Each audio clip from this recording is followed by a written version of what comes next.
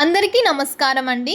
ఈ వీడియోలో నేను కుండాపుర దగ్గర ఉన్న ఉడిపి జిల్లాలోని స్వయంభూ అనే విఘ్నేశ్వర స్వామి టెంపుల్ని అయితే చూపించబోతున్నానండి. ఇక్కడైతే మనం టెంపుల్ని అయితే చూడొచ్చు. ఈ విధంగా అయితే టెంపుల్ స్టార్ట్ అవుతుంది. మేము వెళ్ళేసరికి ఆఫ్టర్నూన్ అవడంతో టెంపుల్ అయితే క్లోజ్లో ఉంది. మళ్ళీ 3 o'clockకి ఓపెన్ చేస్తామని చెప్పారండి. అంతలోపు అక్కడే అన్నప్రసాదం అయితే చేశారండి. మేము వెళ్ళి అక్కడే ఆఫ్టర్నూన్ అయితే లంచ్ చేసామండి. టెంపుల్ దగ్గరే పెట్టారు. తర్వాత టెంపుల్ అయితే ఓపెన్ చేశారండి.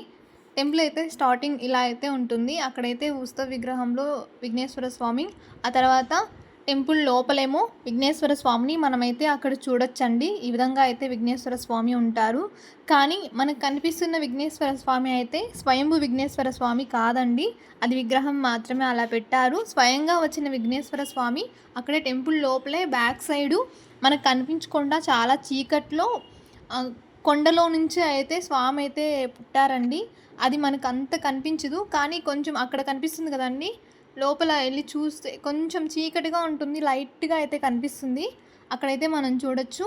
ఈ విఘ్నేశ్వర స్వామి టెంపుల్లో స్పెషల్ ఏంటి అంటే స్వామికి 2001 బింది నీళ్ళతో పూజ చేస్తారండి. అవి కూడా బావిలో నీళ్లు చేది అయితే పూజ చేస్తారు. ఆ బావి మీరు చూస్తున్నారు కదండి, అదే. ఈ బావిలో నుంచే 2001 బింది వాటర్ని తీసుకొని స్వామికి అయితే మార్నింగ్ పూజ చేస్తారు. ఈ పూజనైతే ఆన్లైన్లో బుక్ చేసుకోవాలండి, పూజ చేసుకోవాలనుకునే వాళ్ళు. టెంపుల్ అయితే ఇలా ఉంటుందండి. చాలా సంవత్సరాల క్రితం నాటి టెంపుల్. ఈ స్వయంభూ అనే విఘ్నేశ్వర స్వామి టెంపుల్లో మనం కోరిన కోరికలు నెరవేరుతాయి అని చాలా విశ్వసనీయమండి. మళ్ళీ ఒకసారి దేవుడిని అయితే దర్శనం చేసుకొని మేమైతే బయటకైతే వచ్చేసామండి. టెంపుల్ అవుట్ సైడు ఈ విధంగా అయితే ఉంటుంది. నేను ఈ బావిని చూసి ముందుగా దేవుడికి బిందెలతో వాడే వాటర్ ఇవే అనుకున్నాను, కానీ అది కాదండి, లోపలే ఉంది. దీని బ్యాక్ సైడు మనకు ఒక కొండ కనిపిస్తుంది అండి, మీరైతే చూడొచ్చు కొండ. ఆ కొండలో నుంచే విఘ్నేశ్వర స్వామి అయితే పుట్టారని ఇక్కడ ప్రజలైతే నమ్ముతారండి.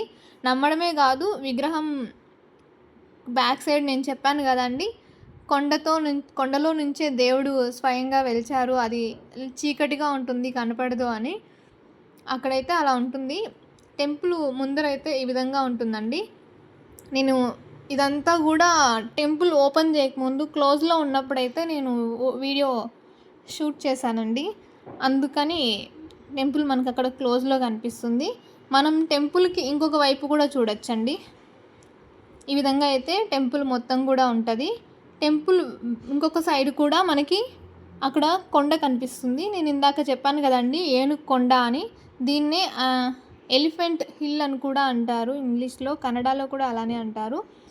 ఈ కొండ నుంచే మనకైతే స్వామి అయితే వచ్చారు.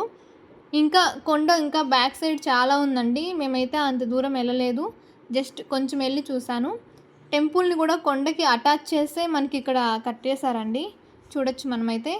ఇక్కడ మేము అన్నప్రసాదం అని చెప్పాం కదండి, అదైతే ఇటు సైడే లెఫ్ట్లోనే మనకైతే ఇక్కడ వాళ్ళే. అక్కడ టెంపుల్ చాలా దూరంగా ఉండడం వల్ల భోజనాలకు ఇబ్బంది అవుతుంది అనుకున్నారేమో మరి.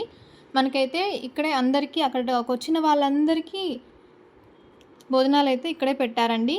శ్రీ వినాయక ప్రసాద అని ఉంది కదండి, అక్కడైతే మేము భోజనం చేసి తర్వాత దర్శనానికి అయితే వచ్చేసామండి.